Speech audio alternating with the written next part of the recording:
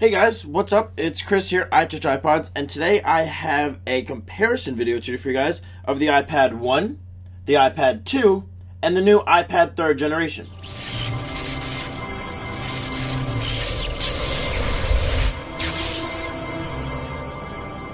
Now, try not to get confused with their order. I just wanted to put the new iPad in the center where it belongs, have it be the center of attention. So on the left-hand side here, we have the iPad 1, the first iPad. On the far right-hand side, the white iPad is the iPad 2nd generation. And in the middle, the black iPad in the middle is the new iPad. That's all it's called. It's the 3rd generation iPad, but it's just called the iPad. So just show you guys right off the bat, all of these devices are set to the same brightness level. Their brightness level is set exactly the same. It's just about right where the on button begins for auto brightness. That's where the level is set, just about at the very beginning of that for all of the devices all across the board. Now, all of the iPads in front of you are updated to the newest and latest firmware, iOS 5.1. Now, to let you guys know a little bit more about these devices, with the new iPad, Apple has really stepped their game up, not just with the Retina display. Now, a lot of people are like, all right, do a comparison video, but all you're really going to show is the Retina display, because that's the only real difference. And we can't even see that on camera.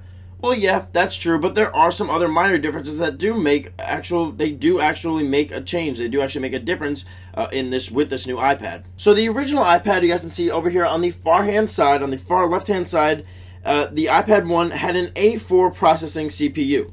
Now, that was nice at the time. It was top of the line at the time. But then when the iPad 2 came out, what we got was the A5 chip, which gave us better graphics. So all of our games and everything on the iPad would run smoother and the games would look a lot better. But now what iPad 1 did is they added an X to the end of that A5 chip, and that gives us now the A5x chip on the new iPad 3rd generation.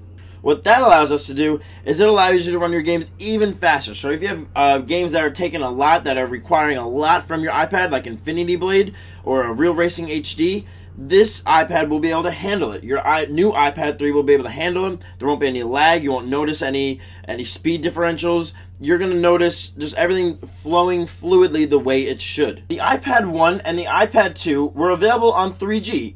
And that was great. You could get 3G coverage just like you would be able to get with your iPhone anywhere on multiple networks. But now with the iPad 3rd generation, you can access 4G LTE on either AT&T or Verizon, which is phenomenal. They have speeds, Verizon at least for my knowledge, has speeds that are faster than my home Wi-Fi. Now to help out that A5X processing chip, what Apple added was a ton more RAM than the original iPad. So here, the iPad 1, that had 256 megabytes of RAM, which is okay for a tablet, especially of its time when it was the big thing. Then Apple updated the iPad 2 to have 512 megabytes of RAM, and then they were just like, you know what, let's just go all out. And they threw in a gig of RAM on the iPad 3rd generation.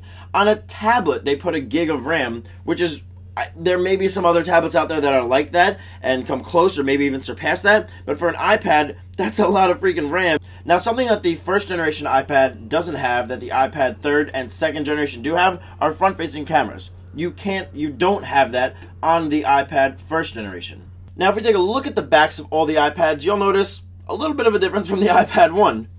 There's no camera up here, and on the iPad 2 and on the iPad 3rd generation, there are.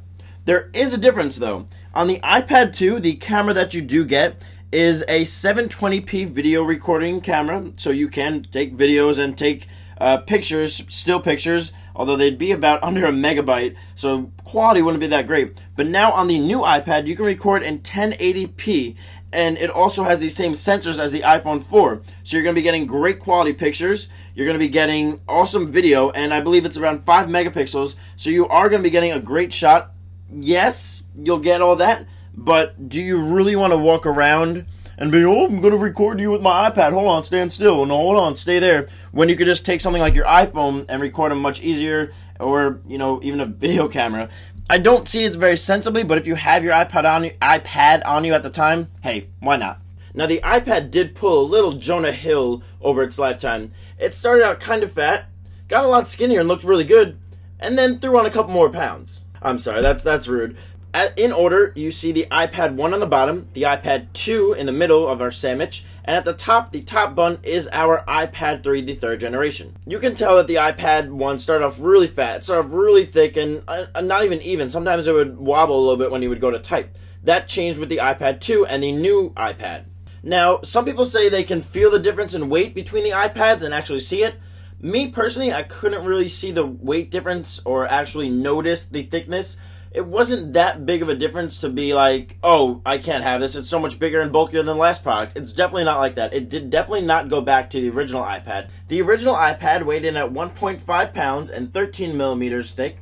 The iPad 2 weighed in at 1.325 pounds and was 8.6 millimeters thick, or thin if you want to say. And the new iPad weighs in at 1.46 pounds and a little bit thicker at 9.4 millimeters. Now, is that something to not want to buy, like I said, because it went up, because they made it fatter? No, they put in a lot more stuff in this new iPad than they had in the iPad 2 before it. So they needed to add that extra weight. They needed to add that little bit more of a thickness. Now, the huge reason why everybody is raving over the iPad 3rd generation, it's Retina display. The new iPad has a display unlike any other. Its display, it will trump your HD TV, it'll trump your HD monitor, whatever you happen to have, it'll do it one better. Now, the iPad original, the iPad 1, had a screen resolution of 1024 by 768 and 132 pixels per inch. The iPad 2 had the same thing, 1024 by 768 with 132 pixels per inch. Well, Apple once again decided to step their game up, and what they went ahead and did is they gave the iPad 3 a 2048 by a 1536 resolution display with 264 pixels per inch. The display of the new iPad, the Retina display, is so much better than any display you ever looked at before, unless you're at CES and you saw the 5K and the OLED, but other than that, this display on this device is amazing. It's better than my HD TV, it's better than my MacBook, it's better than my iMac at home. This is so far, I played around this for a little while, this is the coolest thing I've ever actually looked at. This thing has given me such crisp images. It's amazing. So you guys can see, obviously, the obvious difference. It's just about doubled in everything. And 264 pixels per inch, what that means is you can zoom all the way in and you're not going to pick up pixels. You're not going to see pixels. If you zoomed in on the iPad 2 or the iPad 1, you zoomed all the way in, your images are going to get a little bit pixely. You're going to be able to notice the pixels. With the iPad 3, you don't notice those. Now, since the iPad 1 has the same resolution as the iPad 2, I'm just going to show you some pictures on the iPad 3rd generation and the iPad 2. Now, yes, obviously, you won't be able to see the Retina display truly throughout from the camera to YouTube after it goes through all its exporting. You truly won't be able to see what the Retina display looks like unless you have an iPad 3rd generation in your hands. If you really want one, if you really want to see what the display is like, go to your Best Buy, go to your Apple store, find a friend that has one, and really look at it, because it is definitely a big difference from the iPad 2. If I'm just going to go ahead and scroll through some pictures here on the iPad 3. These are all photos that I've taken, so they're not copyrighted. Don't worry about anything like that.